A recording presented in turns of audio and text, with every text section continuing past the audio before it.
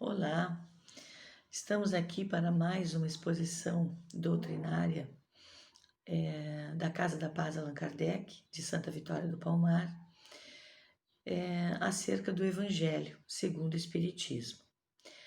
Nosso objetivo aqui é aprendermos um pouco mais das leis divinas. Então, que as vibrações do nosso Mestre Jesus possam ser sentidas por todos nós. O tema desta semana está no capítulo 6 do Evangelho segundo o Espiritismo, o Consolador, o Cristo Consolador. Vamos refletir primeiramente sobre o item 1, intitulado O Jugo Leve. Vinde a mim, vós todos os que andais em sofrimento, e vos achais carregados, e eu vos aliviarei. Tomai sobre vós o meu jugo e aprendei de mim, que sou manso e humilde de coração. E achareis repouso para as vossas almas, porque o meu jugo é suave e o meu fardo é leve. Mateus, capítulo 11, versículos de 28 a 30. O jugo leve a que se refere Jesus nesses versículos é o conteúdo moral da lição ensinada por ele e o cumprimento da lei de amor por ele revelada a todos nós. Lembremos que a nossa mudança de postura favorece o alívio das nossas angústias e dos nossos sofrimentos. E a fé no futuro, na vida futura, confiança na justiça de Deus, nos aproxima mais da nossa própria capacidade, da capacidade inata que temos de operar milagres em nós mesmos. E o fardo a que Jesus se refere nesses versículos do Evangelho de Mateus é o fardo dos nossos deveres, das nossas responsabilidades, das nossas obrigações. Ele, o Cristo, não nos tira das nossas responsabilidades, dos nossos deveres. A consolação de Jesus é nos ligar aos nossos deveres, às nossas responsabilidades e não nos livrar delas. Com a consciência de que tudo passa,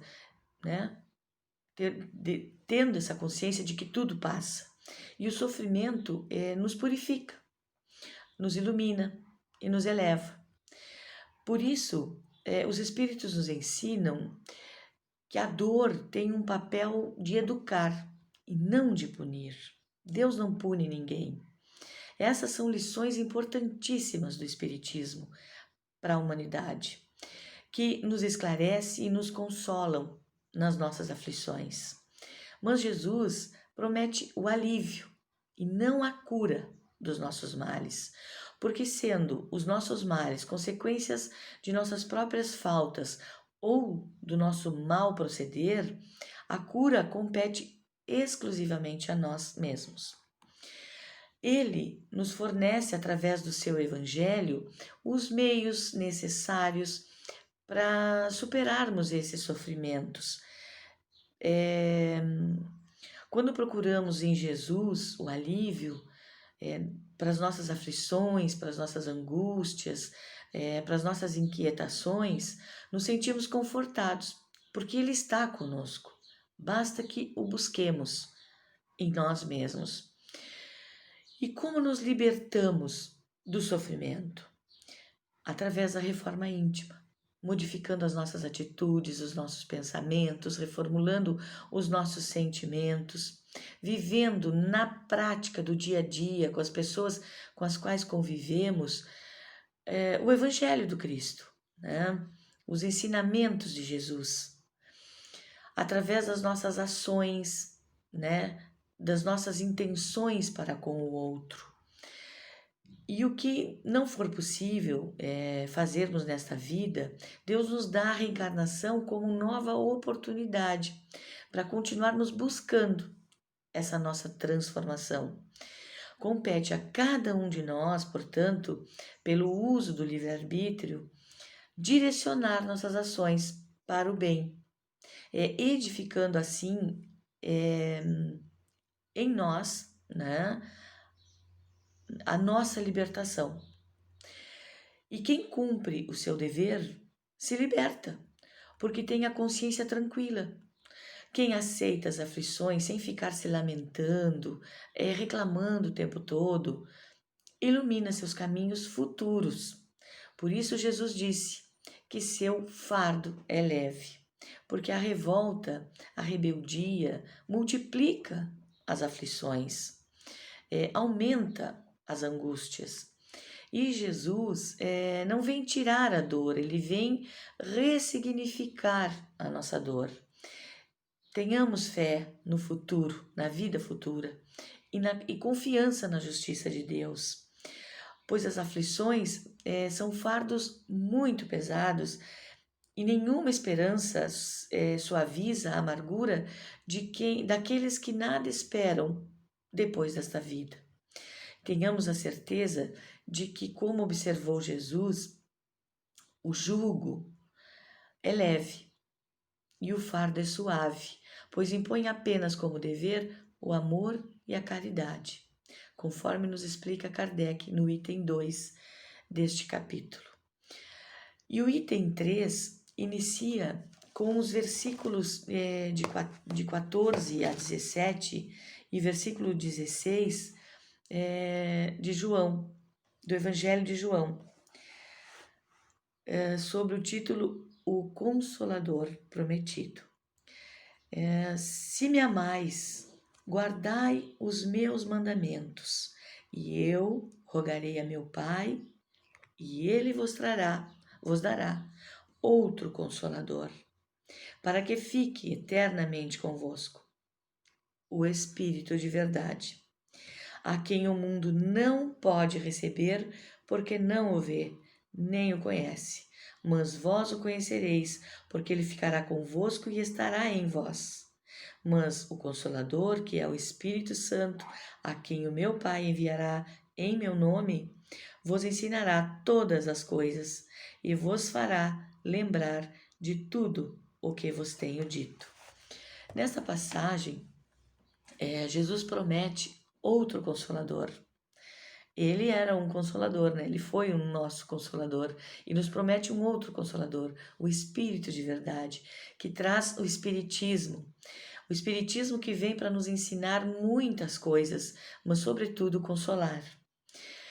Há tanto sofrimento na Terra e quem sofre espera que alguém mostre um caminho, um norte. E a doutrina espírita traz o esclarecimento que consola dos sofrimentos e que nos liberta dos sofrimentos e como devemos lidar com as nossas dores. Nos esclarece como devemos lidar com as nossas dores, ressignificando-as, né? Transformando-as em lições, vamos dizer assim.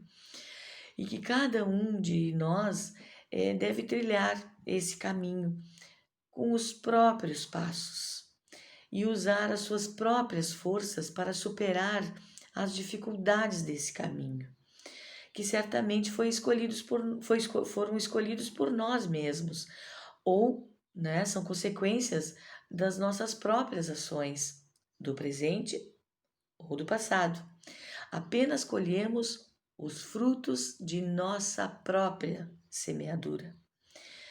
E vejamos que interessante reflexão nos traz a Gênese, segundo o Espiritismo, sobre as características da revelação espírita. No capítulo 1, o item 42, que demonstra a autoridade do Espiritismo no cumprimento desse papel de consolador. Caso considerarmos, por outro lado, a força moralizadora do Espiritismo pelo objetivo que assinala para todas as ações da vida, por tornar quase tangível as consequências do bem e do mal, pela força moral a coragem, as consolações que dá nas aflições, mediante inalterável confiança no futuro, pelo pensamento de ter perto de si os seres a quem amou, a segurança de revê-los, a possibilidade de conversar com eles, enfim, pela certeza de que tudo que se faz aqui, de que tudo que se adquire em inteligência, em ciência, em moralidade, até a última hora da vida, nada está perdido, que tudo se aproveita ao adiantamento do espírito. Se reconhece que o Espiritismo realiza todas as promessas do Cristo a respeito do Consolador anunciado. Ora, como é o Espírito de verdade quem preside ao grande movimento de regeneração, a promessa do seu advento se encontra realizada, porque de fato é Ele o verdadeiro Consolador.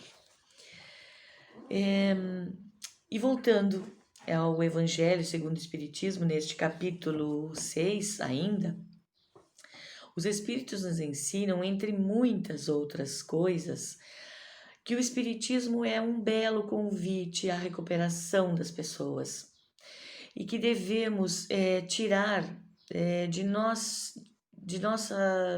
nossos espíritos a impiedade, a revolta, a mentira, o erro, a falta de crença, que a morte não existe e que a vida corporal é simplesmente um campo de provas e de aprendizados, que a dor e o sofrimento são passageiros, que duas atitudes em especial devem ser cultivadas por aqueles que querem evoluir, progredir em espírito, em inteligência, a abnegação e o devotamento. Ou seja, a prática do bem sem visar nenhum interesse pessoal e o esforço em praticá-lo. Que essas virtudes fortalecem a alma e a preparam para a dor, para o sofrimento, para as angústias, porque resumem todos os deveres que a caridade e a humildade nos impõem. E para finalizarmos estas reflexões acerca do capítulo 6 do Evangelho segundo o Espiritismo, né, e dar uma consolidação, trazemos uma mensagem da obra O Espírito da Verdade, ditada por André Luiz e na psicografia de Chico Xavier e Valdo Vieira. Assim falou Jesus. Disse o Mestre: buscai e achareis. Mesmo nos céus, você pode fixar a atenção na sombra da nuvem ou no brilho da estrela. Afirmou o Senhor: cada árvore é conhecida pelos frutos. Alimentar-se com laranja ou intoxicar-se com pimenta é problema seu. Proclamou o Cristo: orai e vigiai, para não entrardes em tentação, porque o espírito, em verdade, está pronto, mas a carne é fraca. O espírito é o futuro e a vitória final, mas a carne é o nosso próprio passado, repleto de compromissos e tentações. Ensinou o Mestre Divino: não condeneis e não sereis condenados. Não critique o próximo para que o próximo não critique a você. Falou Jesus: quem se proponha conservar a própria vida, perdê-la-á. Quando o arado descansa, além do tempo justo, encontra a ferrugem que o desgasta. Disse o Mestre: não vale para o homem ganhar o mundo inteiro se perder sua alma. A criatura faminta de posses e riquezas materiais, sem trabalho e sem proveito, assemelha-se de algum modo a pulga que desejasse reter um cão para si só. Afirmou o Senhor: não é o que entra pela boca que contamina o homem. A pessoa de juízo são come o razoável para rendimento da vida, mas os loucos ingerem substâncias desnecessárias para rendimento da morte. Ensinou o mentor divino: andai enquanto tendes luz. O corpo é a máquina para a viagem do progresso e todo relaxamento corre por conta do maquinista. Proclamou o Cristo: orai pelos que vos perseguem e caluniam. Interessar-se pelo material dos calunistas, dos caluniadores, é o mesmo que se adornar você deliberadamente com uma lata de lixo. Falou Jesus: a cada um será concedido segundo as próprias obras. Não se preocupe com os outros, a não ser para ajudá-los, pois que a lei de Deus não conhece você pelo que você observa nos outros, mas simplesmente através daquilo que você faz. Que estas palavras de André Luiz, né, sobre os ensinamentos do Mestre Jesus, fique em nossos corações, nos trazendo a luz da verdade sobre nós mesmos. Que Jesus nos abençoe a todos.